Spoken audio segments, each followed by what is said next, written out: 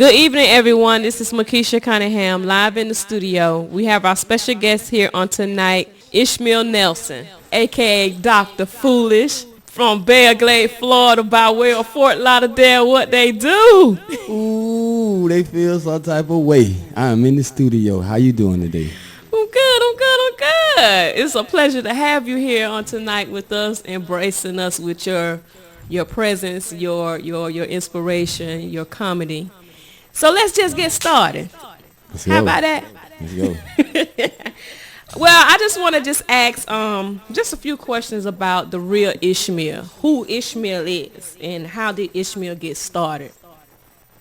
Well, in school, people always told me that you're a fool, man. You're a fool. And I never took it like, something that I'm saying. I want to go do comedy. I just figured that if people smile, the world will be a better place. So once I moved to Fort Lauderdale and I surrounded myself around people that I didn't know growing up, and they were saying the same, kind of thing, like, man, you need to be a comedian, man. You need to go do this, you need to go do that. But I was kind of hesitant on, stepping out there, because I'm like, if I go out there and they boo me, I'm going to fight a bitch. So I was like, no, I ain't finna go out there and get booed. So, I went out there, I gave it a shot.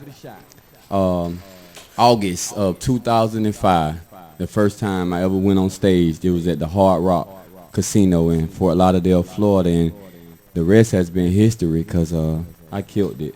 I killed it. Wow, I'm sure that's an awesome show that you did. Have you been back there? Now, the white people don't really like, real niggas in their theater because, when you got a real nigga comedian, that real niggas gonna come see a real nigga. So, they try to keep us out of their venues because, black people will tell up some shit. And it's a 2-drink minimum.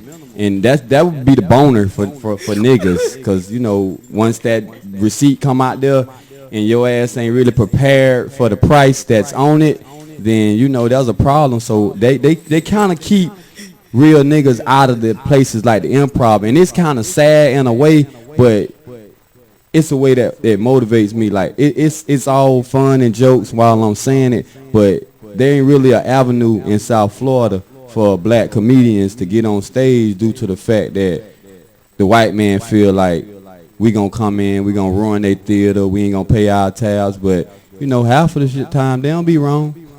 They don't be wrong because, niggas, we could be something else at times. I hear you on that. Okay, we going to try to get through this.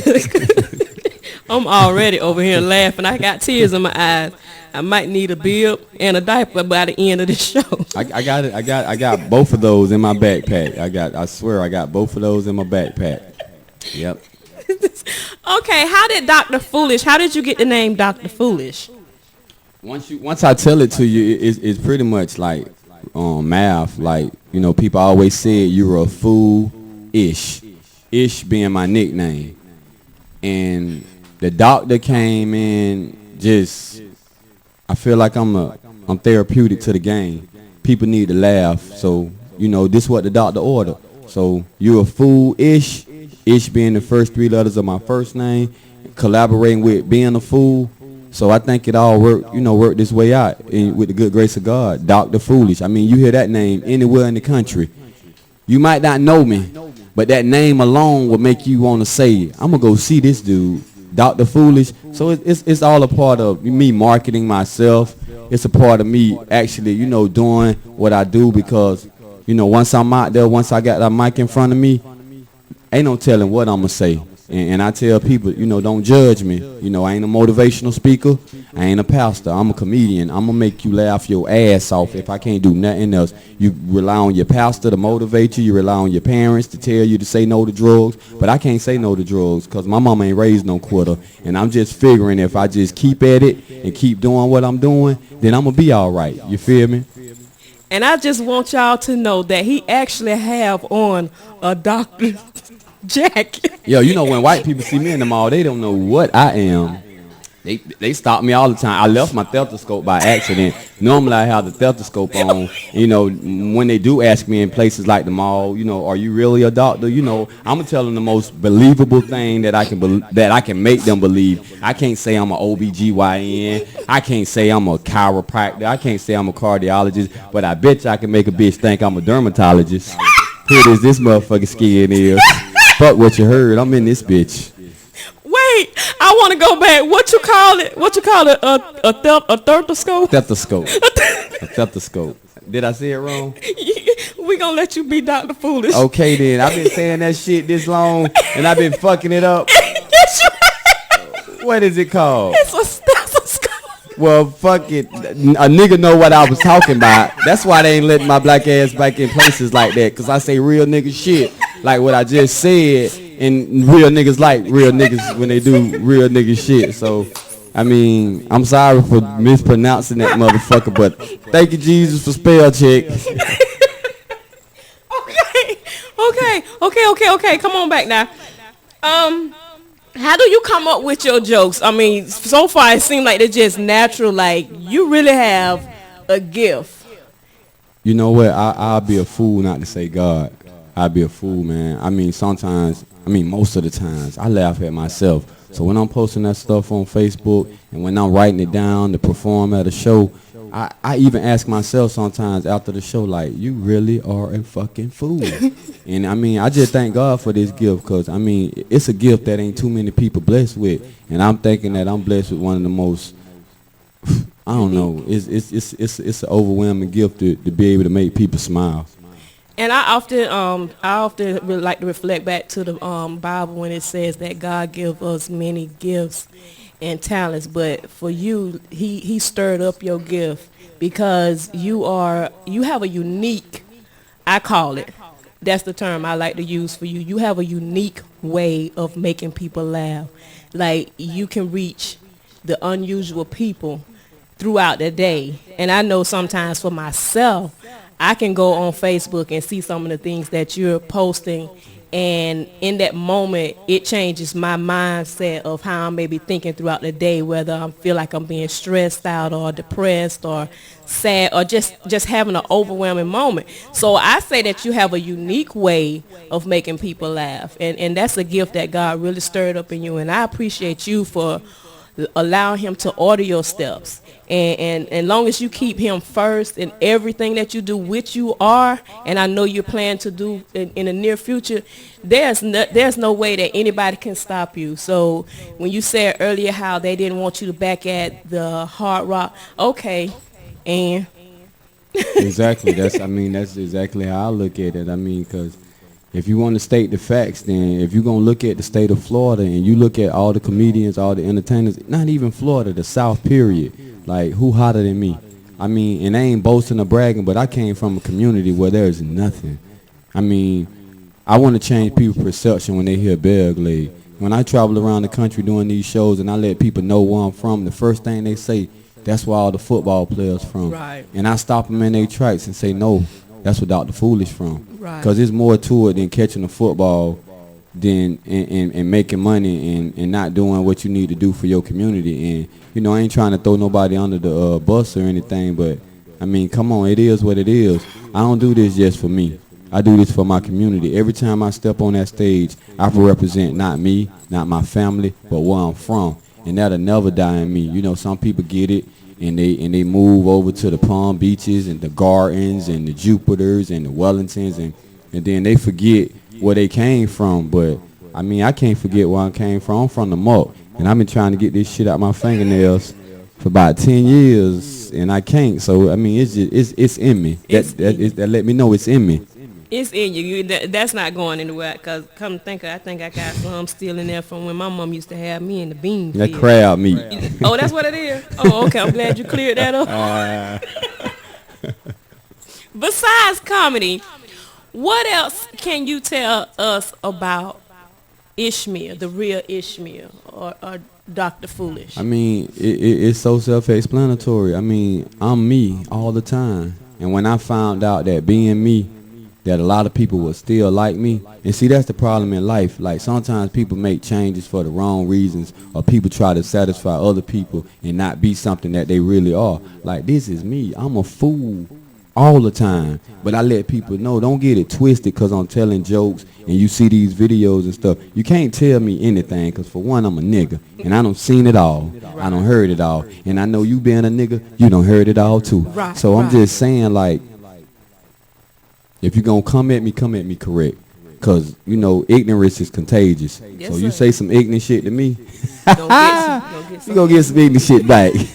So, I mean, I just pretty much I stay in my lane. I mean, this is me 24/7. I wake up with the notion knowing that I'm one step closer today than I was yesterday. And God, you order my steps and not put me back, then I know I'm doing what I need to do. I mean, I feel like I'm so ahead of the game right now in what I'm doing. And if he just continue to bless me and give me the knowledge to know that everything gonna be okay, then, I mean, what don't kill you make you stronger. He done brought me too far to turn me around now.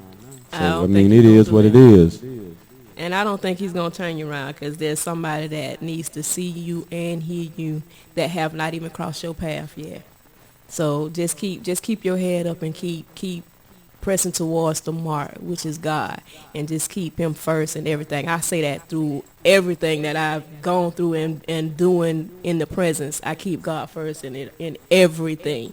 But, you know, let me reiterate on something. Go ahead. You know, to add to what you saying, and if there are any listeners out there right now that if you rapping, if you a fashion designer, if you whatever you dream of being, if you bottle up all your energy that you put into a bullshit, and I'm just cutthroat. If you bottle up all the energy that you put into the bullshit in a day's run, and you put that into something that you really believe in, because it's sad that some people go their whole life and not knowing what their purpose to live. And I know what my purpose is. I prayed about it. God showed me, I want you on that stage. I want you to make my people laugh. I want you to make them feel good. And that's with any venue. I mean, don't get it twisted because I might be using a little profanity. I've done churches.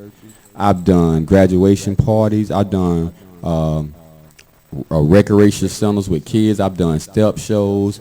I've been into the roughest clubs that you could think of being in. I mean, and it's like if you can transform from being this person to this person to that person, then you got to know that this a gift that God gave you. And anybody out there, if you got a dream, just keep on pressing. I mean, I get frustrated at times when I'm being told no with no explanation. Like, why are you telling me no? All I want is a chance. But sometimes in life, sometimes people get intimidated, or people feel fearful of new talent or new swag or new different anything. So people don't try different stuff. But I've been blessed to be able to get a gift that if I get you for 5 seconds, 5 seconds, if you give me a chance for 5 seconds to grab your attention, then you're going to listen to me. And then I got you one right there, and I thank God for to have that ability. And any comedians out there, work on your first 5 seconds. If you can get them for the first 5 seconds, then you pretty much can get them to listen to you. That's if you're funny. If you're not funny, then 5 seconds ain't shit. But you get them the first 5 seconds you on that stage, and me, I'm different. You never know what I'm going to wear when I'm on stage. You don't know what character's coming. You don't know if Ishmael just going to happen and show up. You don't know if the doctor's going to do. You don't know if Uncle Willie Earl, the Dunn Jr. is going to be on stage. You don't know if Fillmore Graves going to be on stage. And these are all different characters that I play in my reality of being different. I don't want to ever be compared to no comedian. But if you had to ever compare me to Richard Pryor, because I think he's the greatest to ever do it. And that's why I'm aiming to be the greatest, even better than Richard. So, I mean, hats off, Richard Pryor, R.I.P. Wow. That's a mouthful right there that's touching the hearts of people. I mean, I know it's touching us that are sitting here doing this interview with him.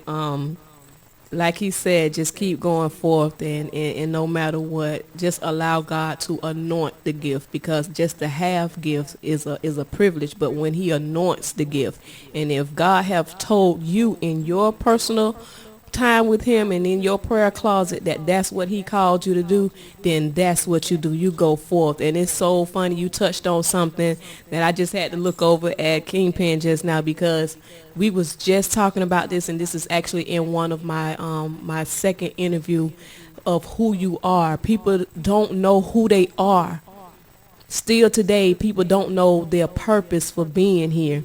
And I feel like if you don't know your purpose, it's just like not having common sense. And in order to get that, you just got to have a relationship, because I can't say what God has told you and what God has showed you about Ishmael. But I can only tell you what God has showed me about me. And he has, like I said, I'm going to keep saying that he has given you a unique gift that is truly going to bless somebody. And like you say, if it only get 5 seconds, 5 minutes, you got them. And that's my goal with what I'm doing. If I can only reach one person, I've done my assignment. So listen to what Dr. Foolish saying, y'all, because he's saying some true stuff.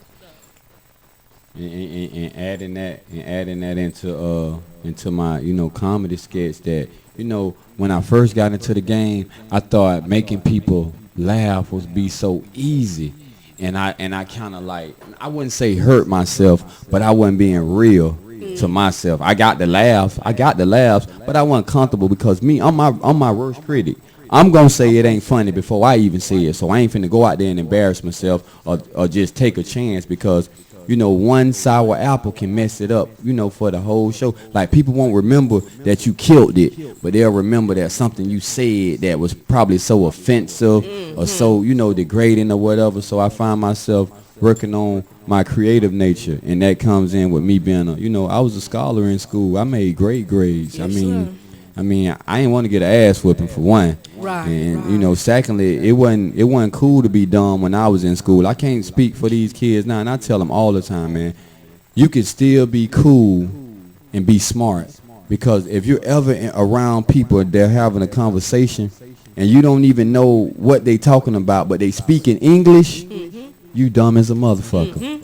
You can't even, butt in and just put your, input in it. So I'm glad I educated myself. I'm glad my grandma was on me the way she was on me, because, same thing when it comes down to comedy. I'm not putting my name on no contract, because I can read. I read the fine script. I read this, I read that. So don't think you finna get over me. Don't let this name fool you. My name's Ishmael Nelson. I'm acting as Dr. Foolish. Don't get it twisted. And with a name like Ishmael, white people don't know what I am until I get to the job interview.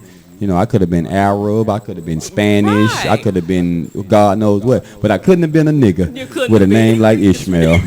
And when I get there, I prove them wrong. Niggas will get the job from the interview.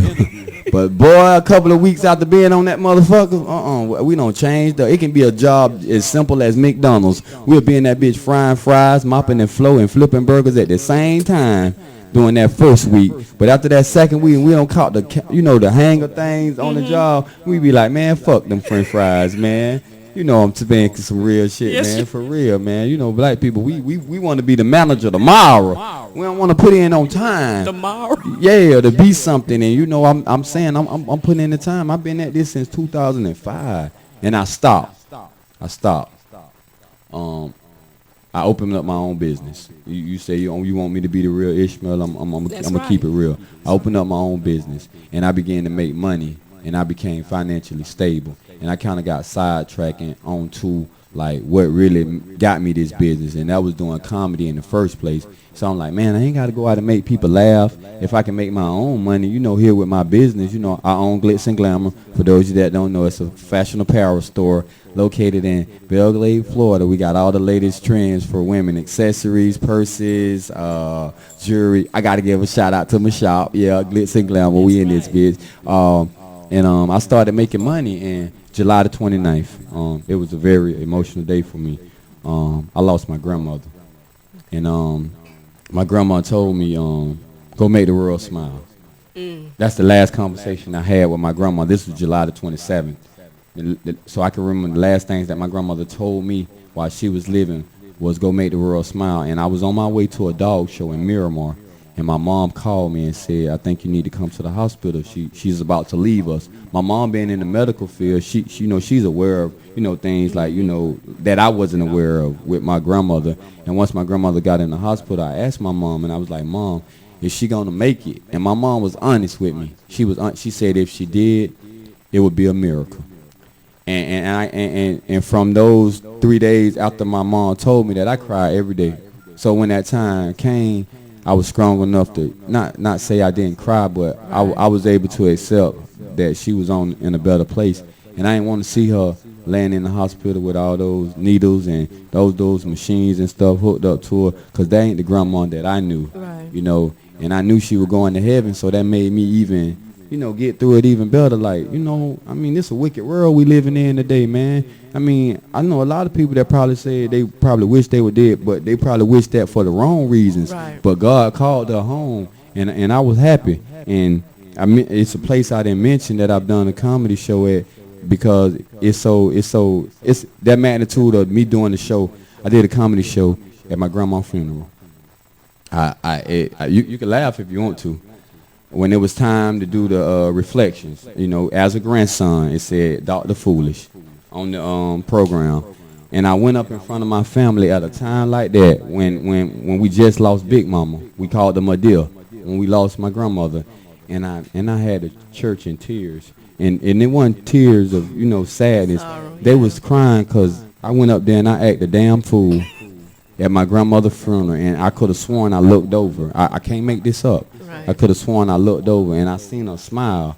Like, people laugh at me, and my mama looked at me like, yeah, she did. Because my mama said she seen it. And I'm like, I know I ain't stupid, because I'm right here by the casket.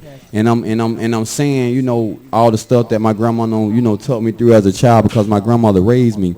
And to make my grandmother smile, I knew I had a gift, because she was laying in that casket, and her face wasn't like that when I went around to view the body. And once I got up there, my grandma was like, he took my advice. He making the world smile. And that right there, that let me know that this was what I was supposed to be doing. Your purpose. Yeah. That's your purpose for being here. Wow. That's touching. Even the funeral home people, they tell me, they say, man, we've done thousands of funerals, but we ain't never did a funeral. And somebody did a comedy show at the funeral, and I was like, it was harder for me getting up there, and it was so easy to do what I do, but I was able to also show my family that I'm talented, and my family supports me. I mean, nonstop. Like, some people say family can be your worst enemy. Right. I can't say that. My family love me, and I love my family, so it's like that being a motivation for me. Every time I get on stage, I can hear my grandma saying, go make the world smile. And I knew what she meant. And that's what I do, and I thank God that the places that I've been through thus far, they was able to reciprocate on what I was saying. They was able to understand it. They was able to, you know, to grasp it and understand the joke. Because being from the South, you know, we got a different lingo. Right. We say stuff that other people don't say, like fo, sto, do. All them 4-letter words I just said, but I just broke them bitches down into 2. You know what I'm saying? Do, sto, and fo. It's simple. You know, that's a gift that, you know, black people we have. We gonna transcend something, and we gonna make it. Understand? Like you said, I've been saying stethoscope wrong as a motherfucker, but I bet you every real nigga out of there around, they knew what the fuck I was talking about when I said it. You can bet that. I want to ask this question. Most people always ask us the question, where do we see ourselves in the next 5 years? I want to ask you, where do you see yourself in the next year or 2? I hope tomorrow I'll be the hottest thing on earth, but I think you will. Like, you know, like, honestly, a year. I said I made in my mind in 2010. I said by 2015 that I was gonna host the BET Awards, and I wrote it down. I put it in an envelope, and I sealed it. In 2010, I sealed it. I mailed it to myself. So it's been postage, and I haven't opened that envelope yet when I did it in 2010. And I think that, I know, because God said if you claim it, then it's yours. That I know that by 2015, I'll be the host to the biggest black award show in the world. And I think even as close as next year. But I said by 2015, and I want to do movies. I want to do sitcoms. I want to do late night TV. But my biggest goal in the comedy game is bringing black late night TV back to the big screen, because we haven't had that since In Living Color, and everybody know how powerful In Living Color was. Like, it ain't all about Dr. Foolish. I want people to understand that right now, because I feel like if another comedian was to see me, another black comedian represent the same struggle I'm from, if you ain't lift a brother up and pull him up to the top, then your blessing might come through me instead of you trying to, get all the fame. I ain't slandering no names. I ain't gonna even call no names. What I'm saying, with me having the gift that I have, I want to be able to help other people, because sometimes when you help people, like, they get blessed, then you get blessed. So like, look at Keenan Ivory Wayne, and he one of my role models in the game. Look at what he did to Living Color. Almost everybody that was on that cast, they multi-millionaires now, from David Allen Greer to Tommy Davidson to Oscar-winning Jamie Foxx to J-Lo to the Wayans brothers to even to J-Lo. I mean, come on, look at all those doors that were opened up with one urban black late night TV, and I feel like if I could bring that back to America, then my job's been done. That's what I'm aiming for. I want to direct.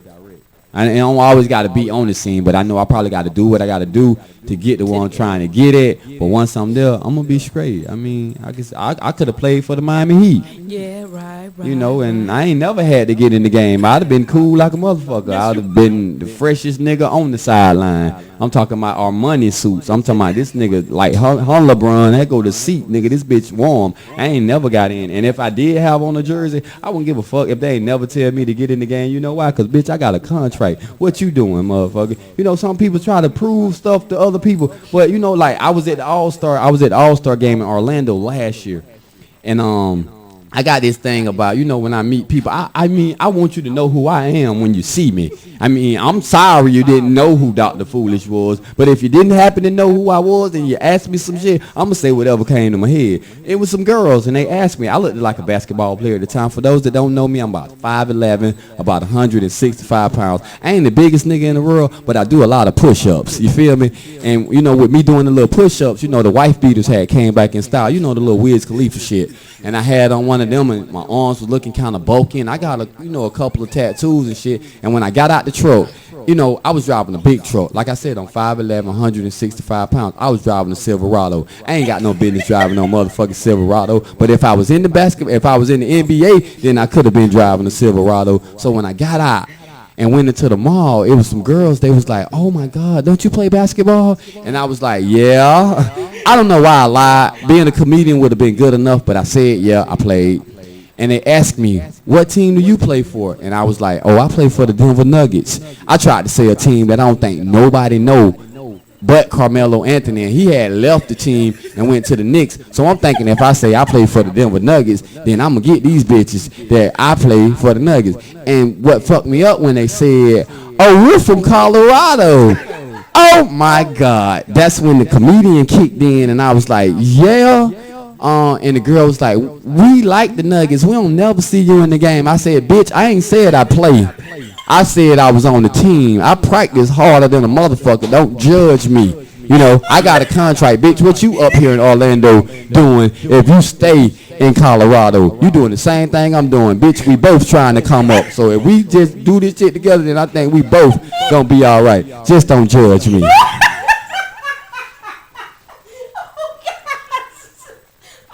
I'm just keeping it real. That's what you told me. To keep it real. I'm keeping it real. I'm telling you, if you see me and I say I'm a scripper, and when you do find out who I am, don't say I'm a liar. Say that nigga's a goddamn fool. Because I did tell you my scripper name was Slingshot. Remember? I said it. Slingshot. Yeah, I mean, come on. I do this shit for fun, man. I do this for a living, man. I mean, this come natural to me. So I don't know what you expected when you invited me over here. But what I am going to do, I ain't going to sugarcoat shit. I'm going to keep it out for real.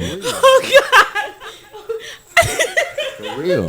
That's why they ain't let my black ass back in the improv, because I'm going to say some real nigga shit like this, and then all the niggas going to get the hollering and laughing and knocking over people drinks and shit, and the white people paid a lot of money for their stuff, and they trying to keep themselves in business. But listen, keep it real. Every hood got some nicknames. I don't give a fuck where you from. We got some nicknames. Like today, my daily dose of comedy. Look, every hood got some nicknames. Like I'm finna tell you some nicknames. I'm finna use 5 nicknames in a complete sentence, and they gonna make sense like a motherfucker when I use it. Tell Pookie to go to Man them house and pick up Bebe to tell him that Stanker lost Didi food stamp card.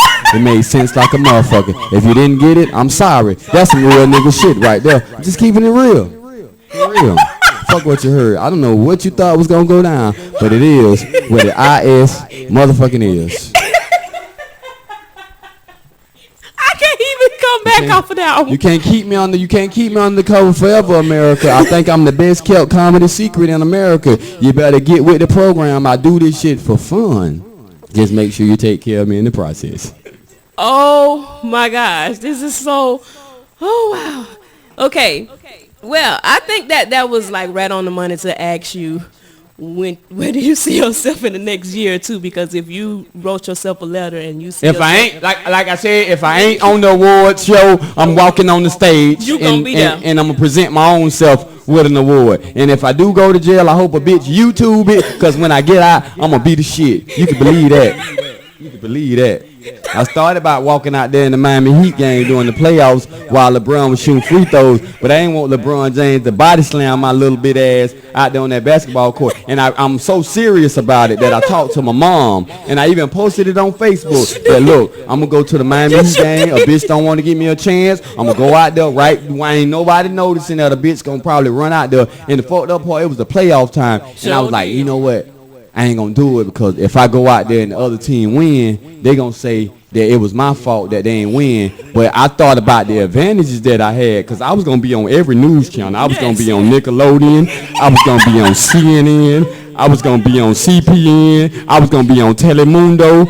I was gonna be on ESPN. It was gonna be like dun-dun-dun, dun-dun-dun. Can you believe what this fool did at the AAA in Miami, Florida? And I'm gonna be on that bitch like, yep, I did it. And I had a story for the judge. I did research on it. It was gonna cost me $375 to bond out. I already checked it, and they was gonna give me like a no trespassing thing that I could never ever come back to the game again. But I would have been fine with that, because I was going to be popular than a motherfucker. But then I thought about it. I was like, nope, because you know what? I'm going to come back to Miami, and I'm going to sell out the AAA one day. I'm going to come back and do this, and I'm going to be the same guy that said I was going to come out here and make a complete fool out of myself. And why make a fool out of myself when I know that if I do it the right way, that I could do it? But I still might do some stupid shit like a UFC fight or a WWF event or something like that. But and then I was like, baseball, like niggas don't watch no motherfucking baseball. I can run out there on the baseball field, but ain't nobody gonna give a fuck but white people, and white people ain't trying to help a nigga. So I mean, fuck it, I'ma just do some real nigga shit. And I mean, and I've been trying, man. I've been giving my all, man. I go out on Okeechobee Military once a month with a sign that if you want to laugh, just honk your horn, and I'll walk up to your car, and I'll probably say the stupidest shit that you ever heard. And I mean, if they laugh, they laugh. But if they don't, they don't. But I feel like if I do that with enough people, then the right person going to pass by, or the right person going to stop and going to say, you know what, that kid, he really determined, man. And we're going to give him a shot. I mean, what can you lose, Miss Cunningham? What can you lose? You can't. And when things are ordained for you, and when it's your destiny and it's your season, then nothing can stop you. So it doesn't matter. It's all fun in here, you guys that's out there listening, but on the real, Dr. Foolish is speaking some real stuff.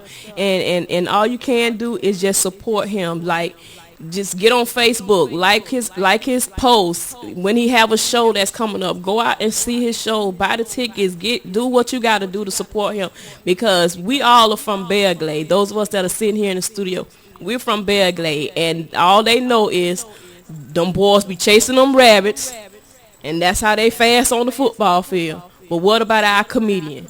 We got an awesome person that gives laughter, and laughter is so good for the soul. That's in the Bible. Yep, I said it. That's in the Bible. Laughter is good for the soul. It brings about a change. It will change your life. It will change your thoughts. Somebody could be having suicidal thoughts. Somebody could just want to, go off on somebody. flick the finger off at someone in traffic, but I ain't gonna stop you for doing that. Nah, you ain't gonna flick them. You ain't gonna No, stop I ain't gonna stop. Shoot that motherfucker, but just be careful who you shoot that bitch to, cause there's some crazy ass niggas and white people in this world, cause that shit is dangerous. They be cussing me out in traffic. I don't even give a fuck. Long as you ain't fucking touching me, bitch, you can shoot how many birds you want. Bitch, I said I was sorry. Don't then you see me put my hand out the window and wave that motherfucker. Now we gonna let bygones be bygones, but I ain't gonna just let you get in this car and kick my ass. Cause if you get out that bitch in a timely fashion and that light turn green, I'm gonna run your ass over. For real. Well, they ain't gonna bitch cause you do push-ups every day, right? Yeah, but you know I ain't the biggest motherfucker in the real. I don't get in fights not because I'm afraid to get in fights. I don't get in fights because I can't fight. That's a big difference. Like, you ain't gonna never hear me just talking bluntly shit. You know, like if me and my girl in the mall and somebody say, hey girl, you got a fat ass, I ain't gonna get mad at that nigga. I'm gonna look at her and say, bitch, you better take that compliment and keep it moving. For real. I mean, it just is what it is. And like if I feel like, and then like relationships, like let everybody know, yeah, I am in a relationship.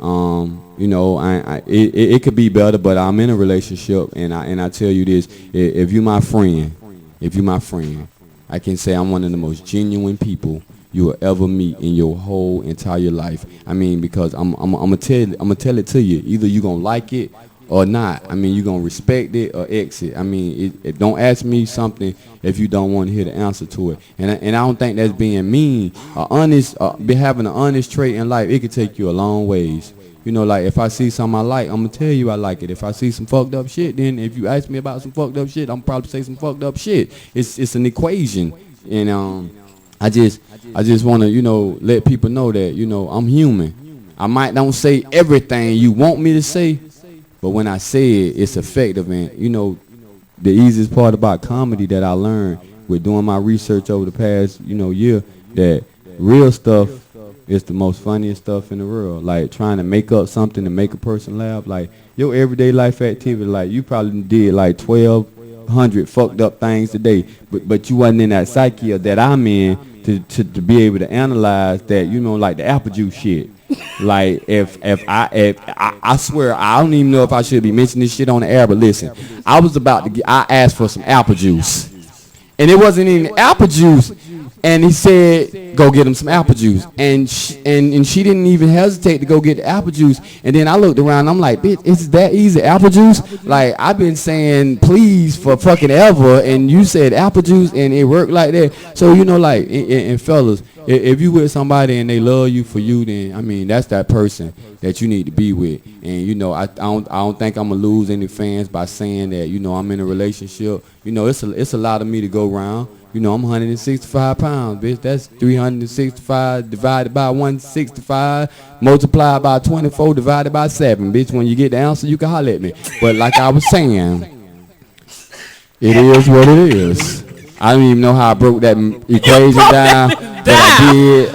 And I think I can say it again. It was 365 in a day. I'm 165 pounds. You divide that by 24 and multiply that times 7. And whatever the fuck you come up with, then that's what the goddamn is. For real. I'm in here, man. You in here? Is he in here? He in here. I'm on this Moscato and this good yard from God. I know God is good because he God told is me. good. For Yeah. real. For real, for real. I mean, like I said earlier off the air, man, it's a pleasure. It's a pleasure to be here, man. I mean, I came a long ways, man. And like that song say, started from the bottom. Now you're here. That's where I started from. I started from the bottom, and I can say that it's people in Milwaukee that know Dr. Foolish. It's people in Philadelphia that know Dr. Foolish. It's people in Louisville, Kentucky that know Dr. Foolish. It's people in Fort Worth, Dallas, and Houston, Texas that know Dr. Foolish. It's people in Atlanta, Georgia that know Dr. Foolish. It's people in Columbia, Santee, South Carolina that know Dr. Foolish. And it's a whole lot of people in this beautiful state we call the Sunshine State that's rooting me on to the top. And I mean, I feel like once I get there, I promise you, if you worried about what I'm going to do when I get there, that should be your least worries. Ain't nothing going to change. I tell anybody that been knowing me forever, don't expect me to change. Just be happy to say I knew him before the world did. So if you know me, support me. If you love me, support me. If you want to laugh, support me. If you all about seeing a black man make it in today's society and not be a statistic, then support me. If you like to laugh, then support me. It ain't a white or black thing. Funny ain't a color. Funny is funny. And I've been told that, I mean, just as many black people like me, white people like me. And I know the shit had got serious because white people was following me on Facebook. And the last time white people followed niggas, you know, it was a nigga named Jesus. So I feel like I'm in great company right now. For real. How can people get to contact you or get to find you? I'm not really a big tweeter, so I wouldn't give out my Twitter just yet. I have a thing with Twitter. I honestly feel like Twitter for groupies. And if you really want to be connected with somebody, I feel like you should be on the social pub. Well, ain't really nothing private. I promote myself on Facebook. It ain't really nothing you can hide on Facebook, especially with you trying to be an entertainer. You can find me on Facebook at Ishmael. That's ISHMAEL, Dr. Foolish, DRFOOLISH, Nelson, NELSON.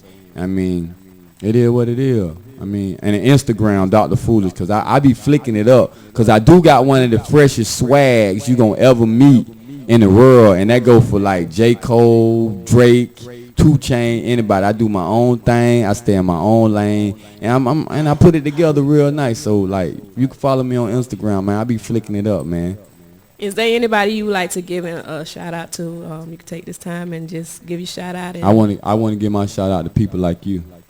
I mean, I can't. Ain't nobody else I can give it out to but God and people like you that support me every day on that social network, because that's my way of letting out a lot of frustration. That's my way of being connected with the world, and that is me on my Facebook page for those that don't know. And I had another thing. If there are any comedians out there listening right now that will be listening to this show, if you're gonna steal my joke, then like it first. Like my shit, then steal it. I mean, because I've been having a lot of that going on. I mean, I'm reaching some big numbers on Facebook to where I got comedians following me. So if you're going to use my joke, then like it first. Don't subscribe to my page and go down my timeline and say, oh, this dude really is funny. I'm going to take this joke right here because ain't nobody in Louisville heard it, and I'm going to use it on stage. Give me the utmost respect and at least like it, or give me some encouraging words. And I ain't talking about from no shade tree mechanics. I'm talking about some big name mechanics. So I know that I'm paving the right road for myself, and I couldn't do it without y'all. I couldn't. Some people get up there and say, I want to thank my fans. No, I don't want to thank my fans. I want to thank my supporters. I want to thank people that support me, because you know how easy it is for people to hold a conversation about the negative, but then when they say something positive, they want to change the subject. If you hear somebody say, oh, that boy Dr. Foolish going places, don't change the subject. Say, yep, he is, or that boy is funny. Or if you don't think neither one, listen to what they got to say, because maybe they can sell you to like me.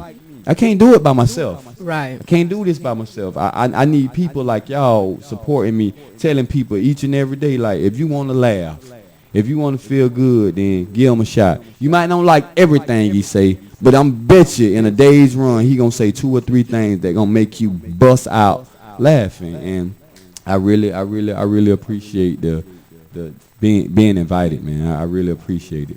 Well, we appreciate you. It was an honor to have you here tonight. It was something we had been talking about, getting you in here. So we basically going to help promote you as much as we can. Those of you that are out there listening, this will be up on YouTube. It will be on Facebook. Like it, link it, do whatever you got to do to support our own, because he's our own that's going somewhere, that's going to do something, he's going to make a difference. So if that being said and done, you want to run it one last time? Like I said, I'm here. I ain't going nowhere. It is what it is. If you don't like me, then move out the way, because somebody else probably will. I mean, I ain't boasting or bragging, but like I said, who hotter than me, man? It is what it is. I'm coming at you from my heart. I'm giving it my all. And guess what? If a man, no, let me take that back. If anybody, man or woman, trying to make you feel good about yourself, then I think that's the most positive thing in the world. It ain't just coming from a preacher, because I feel like a preacher can be just like a comedian, or a comedian can be something like a professor. If you just listen, if you give them a chance, then I'm pretty sure they're going to say something enlightening. That's that Moscato. I just burped. I'm sorry. They're going to say something that's enlightening to you or to whomever. And, you know, it is what it is. And I want to give a special shout out to Dr. Foolish in the game, man. We just did it up for my dog Wes for his 51st birthday. Yes, and for y'all that don't know Wes, I'm going to let y'all know who Wes is. Ever since I've been on earth, he been smoking crack. I don't judge him. You know why? Because I ain't God. When God take that taste out of his mouth to make him not want to use drugs anymore, then that's going to happen. Me talking about it and putting pressure and putting it in his ear each and every day about, you know, you need to stop this, you need to stop that. Not saying that I don't, but I ain't doing it strategically to make him not even want to be around me. I want to make him comfortable enough around me till I can say, bro, you need to stop. But that's my brother, and we just went out this weekend, and we had the oh my God, it was like one of the I'll never forget this moment, man. It was his first, to be 51 years old and to be your first birthday party. Wow. Oh my God, he ain't gonna never forget that. Never. And I'm glad that what took place, because not only did I take Wes, I took Markevis, and people that don't know Markevis is, I don't want to say retarded, but he's somewhat in that category, like Illifomit or something like that. But, you know, he got a real filthy mouth, but he's special, you know, and he's special to me. And he went with me, and then my little cousin, Hubba Bubba. And if anybody, I know if any listeners from West Palm, they know who Lil Hubba is. That's my little cousin. You know, he's special too. So I got two special people with me. I got a full-time crackhead with me, and we going Red Lobster, and I want the waiter. I'm like, excuse me, if we say anything that's inappropriate tonight, then please forgive us. I'm Dr. Foolish. I'm a comedian from Belgrade, Florida, and this is my crew, and they're a little special. And you know a motherfucker special when you say they special and they don't even straighten your ass. Like, they just dealing with the fact that they special. And Markevis is jealous of Hubba because Hubba has talents. Like, Hubba can dance and sing. So it's like a big issue whenever the gang is like assembled. Like, there's tension between Markevis and Hubba due to the fact that he think that I'm giving Hubba more attention. And it's not the fact that I'm giving Hubba more attention. Hubba just can do shit, and you can't really do nothing but cuss. And I get tired of listening to you cuss. So when the waiter came to the table, the waiter was like, "What side items will you be having, sir?" And he was like, "Huh?" He was like, "What side items will you be having? You could choose 2 out of these items that I'm going to name." And the waiter said, "You can have mixed veggies, you can have broccoli, you can have mashed potatoes, you can have baked potato, or you can have french fries." And Hubba looked at the waiter, and Hubba said, "G." And the waiter was like, "I beg your pardon?" I was like, "No, he said, which one do you want?" Hubba was like, "G." I was like, "What the fuck is G?" He was like, "G is all of the above."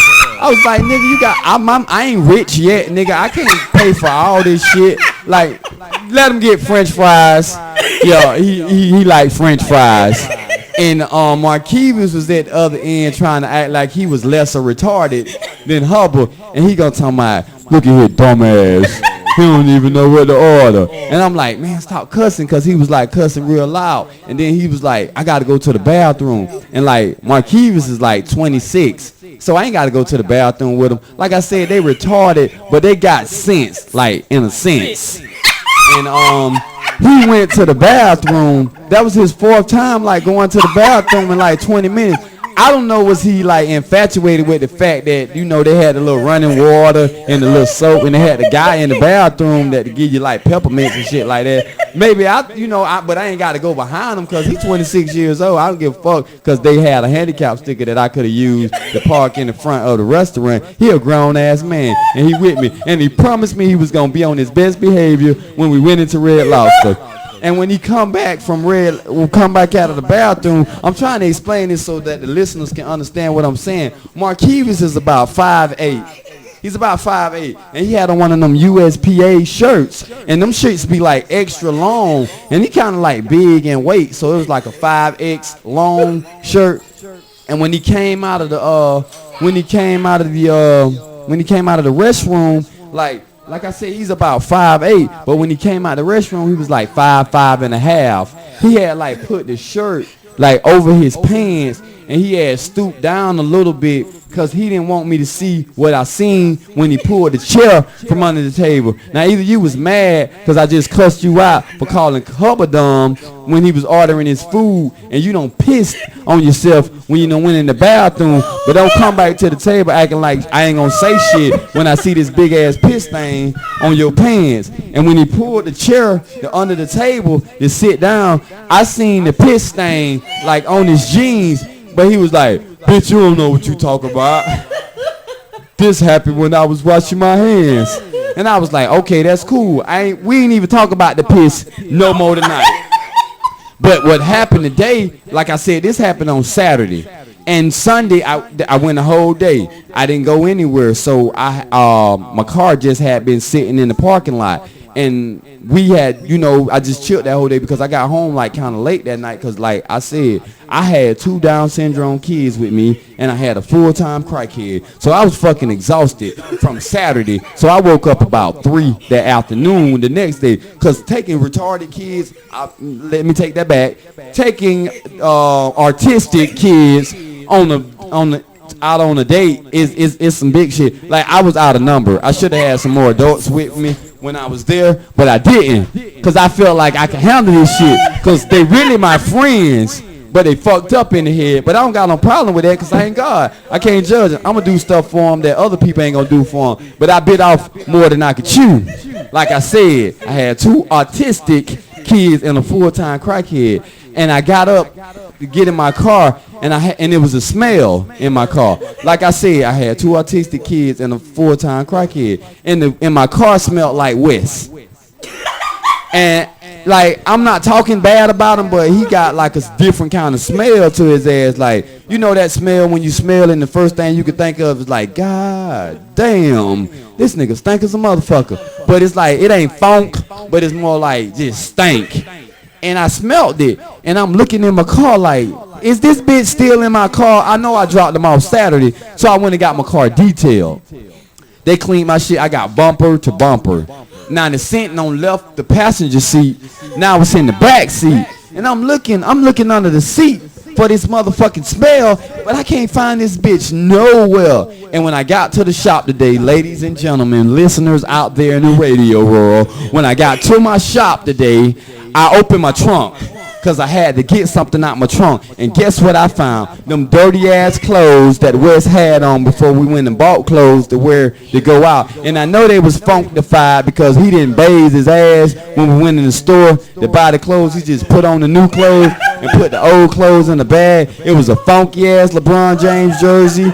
It was some funky ass 501 jeans, and it was some super duper stank ass shoes in my trunk. And that shit had been sitting in there for almost 2 days. So that means the sun cooked that funk in my car. Cause when the people washed my shit, they was like, do you want some air freshener? I was like, hell yeah, that's the only reason I came, cause I was trying to get that smell out my car. My car wasn't really dirty, it just had a little funky smell to it. And once they got the, the smell out, and I get back in the car, and it smelled like pineapples, like this vanilla aroma, but I still smell the smell. So I just want to say that funky ass shit was in my trunk, and that really, that fucked up my day. And to make matters worse, the first thing when I seen him today, he ain't even speak to me. He was like, Ish, you found that bag in your trunk I left in that motherfucker? I was like, yeah, that bitch out there under the tree by the garbage can. He told me shit away did. I was like, nah, that bitch and out over there. I had to get that funky ass shit out the back seat of my car. But you know what? Like I said, man, it's so natural. It's so natural. Like, and they can't even really see what I'm doing right now to let you know that I don't have no shame in this shit. It could be 3 or 3,000. You gonna get the same Dr. Foolish. I don't give a fuck. I don't. You gonna get me. This is what it is. Like I tell people all the time. the bigger the crowd is, the easier it is for me. The smaller the crowd is, that means that I'm going to gravitate 3 fans. Like I did a show in Miami once, and it was 3 people. It was 3 people at the show. And you know, I would have walked away. Like, man, this ain't for me. But you know what? Them same 3 people that sat in that audience and they laughed their ass off at me. When I got back in my car to travel back to Fort Lauderdale, those same 3 people were following me on Facebook. They had to know that this guy went out there in front of 3 people. 3 people. And I did it like it was 3,000. I mean, like, I'm a very humble person. I love what I'm doing. I'm loving the skin that I'm in. And I ain't stopping. This is only the beginning. And that's the scary part, because if you think that shit was funny, okay, for real, I can really get downright, you know, and make you cry. I did a show at the Miami Improv, and lady celebrating her birthday, I made her piss on herself. And it might sound nasty, but I thrive on stuff like that. That means you laugh to the point where you couldn't control your bladder. That's funny. That's funny. A grown person pissing on themselves is funny, but it wasn't funny if it's a retard or an autistic person. But like I said, that's a whole nother story right there, because he really didn't pee on himself, but that's what I seen. So while you was trying to hide it, if it wasn't piss, you say the water from the sink did it, I believe you. So like I said, man, it's been a pleasure, man. And, you know, I anytime you want me to come back, man, I'm willing to come back, man. And anybody that's out there listening, man, I swear, if you give me a shot, I promise you, I put that on everything. My heart is in this. I have never wanted one single thing in my life so bad than a chance. I don't need your money. I don't need a handout. I don't need a favor. All I need is for you to give me a chance so you can say, you know what, I gave it to you. You went out there and you blew it. Let me blow it.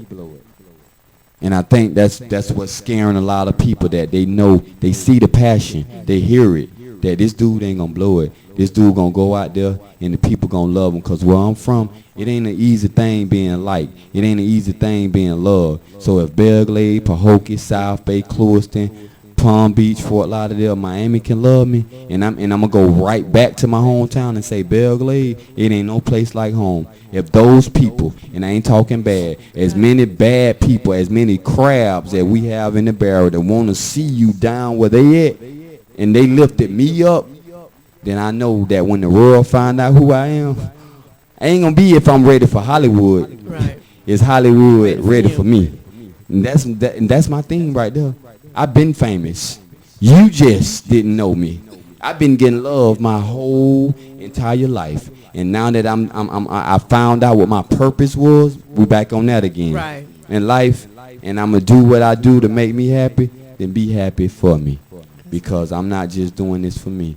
I'm doing this for your children, children, children, children. Because see, the generation don't stop. Because if I do it, if I make it, if I defy the odds and become the greatest, I don't want to be no less than the greatest. Then somebody's child gonna be sitting on their porch in that projects, and they gonna say, if Ishmael made it, then I know I can make it. And he don't play football either. And that's what drives me every single day, that I can make a difference in one person. I'm good. I'm good. There you have it. Ishmael, Dr. Foolish Nelson, live in the studio. I'm going to give a shout out to those of you that are out there on Facebook, YouTube, Twitter, Ustream, and all. Big ups to Kingpin for allowing this to go down. That's it. All I can say. It's been real. It's been an honor. It's been a pleasure to have you, Dr. Foolish. We really appreciate it. And anytime you want to stop by, we are here. Give us a call. We're going to make it happen for you. We heard that, though. Niggas don't want you to come to their house unannounced. Nigga, give us a call before you come here, motherfucker. You just can't pop up. No. You know, nigga ever called you and they be right out there in the driveway.